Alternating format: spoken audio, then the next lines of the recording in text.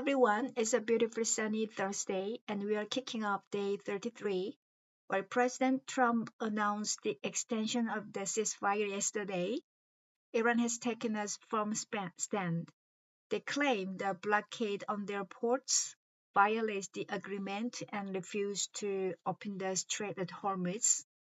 In this tense situation, we encounter a very useful but sometimes tricky expression with noun and ing or pp. In school, we call this the accompanying circumstances structure. It's a favorite among native speakers for adding detail to a sentence. If you master this today, your English will sound much more professional and sophisticated. Let's make it yours.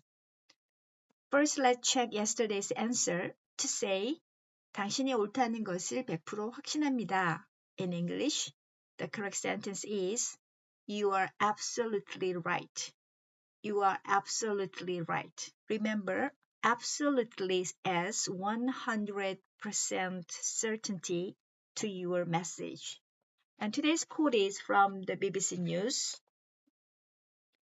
Let's look at today's BBC passage. His comments come with the temporary US-Iran ceasefire set to end on Wednesday, but with no certainty over whether a second round of peace talks will go ahead in Pakistan. His comments, comment means 언급, remark, 발언이죠. So his comments, 그의 발언은 come, 나오고 있습니다. With temporary US-Iran ceasefire set to end.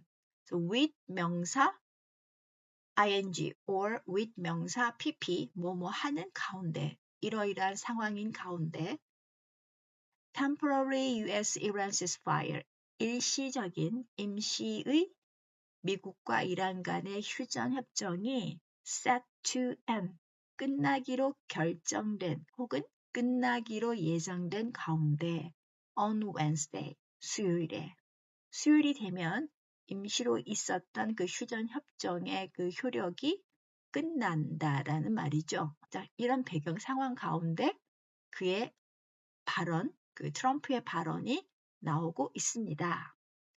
But 그러나 with no certainty 확실한 것은 아무것도 없습니다. Over 여기서 over는 about 뭐에 관한 whether인지 아닌지 second round 2차 두 번째 of peace talk 평화회담 will go ahead 진행될 건지 in Pakistan 파키스탄에서 두 번째 평화회담이 진행이 될 것인지에 관해서는 확실한 것이 아무것도 없습니다. So here, with doesn't mean together with someone. It sets the stage by explaining the background situation. The ceasefire is about to end and that there is no certainty. 그래서 뭐뭐 하는 가운데 여기서 with라고 하는 의미는 함께의 의미가 아니고 뭐뭐 하는 가운데 즉 배경 상황 일이 되어가는 진행 상황을 설명하는 데 사용이 되고 있습니다. Let's go into grammar focus about with phrases. And also, when pronouncing set to end, the t sound is linked and flows smoothly. Set to end. Okay.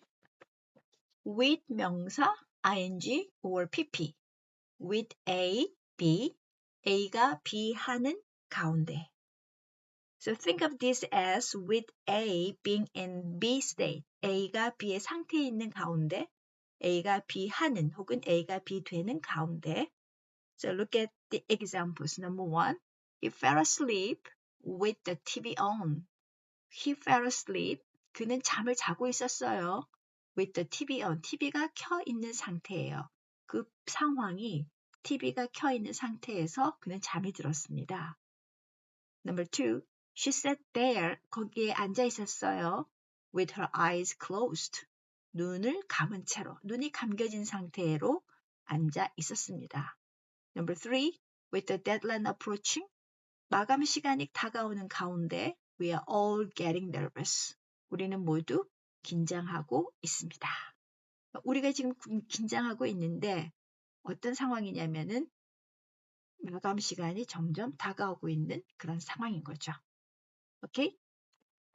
Now, why use this structure instead of saying as the ceasefire is set to end? 왜 as와 같은 접속사를 사용하지 않고 이런 부수적인 상황을 설명할 때 with를 사용할까요? Using with allows you to paint the background scenery compactly, and news reporting is used to connect a person's action with the surrounding global situation. 주인공과 배경이 있는 무대를 한번 상상해 볼까요? with를 사용하면 배경 장면을 아주 간단하게 혹은 빽빽하게 그려내는 효과가 있습니다. 뉴스 리포트에서 어떤 주된 행동이 주변 상황과 함께 연결되는 묘사를 할 수 있어요. Okay, and here let's distinguish between ing and pp here. Use ing if the noun is doing the action. 그러니까 명사가 어떤 행위의 주체, 명사가 행위를 하는 어떤 주체가 될 경우에는 ing를 쓰세요. With the deadline approaching. 마감 시간이 다가오는 가운데. But use pp if the action is done to the noun. pp를 쓰는 경우는 명사가 행위의 대상이 되는, 즉 우리가 주로 수동이라고 말을 합니다. 그럴 때 쓰게 됩니다. 예를 들면 with the door closed. 문이 잠겨진 가운데. Okay? So today's quiz. How do you say 그녀는 팔짱을 낀 채 나를 바라보았다 in English? She looked at me, blank, her arms, blank. Okay, leave your answer in the comment. Today is day 33 and we are moving forward with great momentum. Have a wonderful day and I will see you tomorrow for our Friday wrap-up.